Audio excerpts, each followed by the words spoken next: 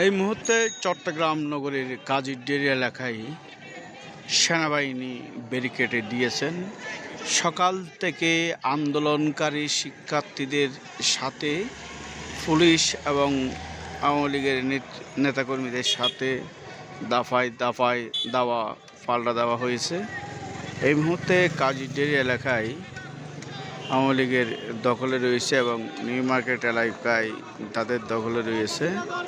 যারা আন্দোলনকারী শিক্ষার্থী রয়েছে, আসলে শিক্ষার্থী বললেও কিন্তু শিক্ষার্থী কাউকে তেমন নেই, বেশিরভাগ হচ্ছে অছাত্র এবং নামে মাত্র ছাত্র। কিন্তু আমরা বেশিরভাগ দেখেছি ছাত্র সংখ্যা খুবই কম, ছাত্রছাত্রী।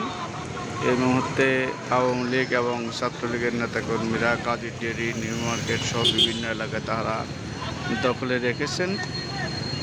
যারা আন্দোলনকারী রয়েছে তাদেরকে এই মুহূর্তে দেখা যাচ্ছে না, তবে নগরীর বেশ কিছু এলাকায় তাদের অবস্থান রয়েছে।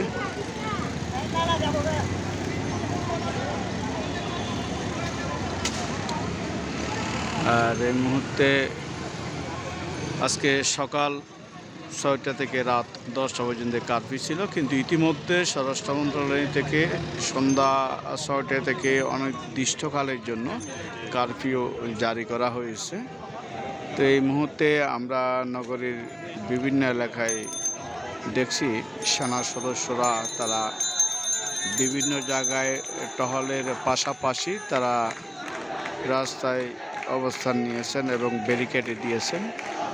এই মুহূর্তে আপনাদেরকে একটু দেখাচ্ছি, তারা টহলে রয়েছে এবং বিজিবি, পুলিশ সবাই রয়েছে, তার মধ্যে সেনাবাহিনী বিশেষ করে তারা অবস্থান নিয়েছেন।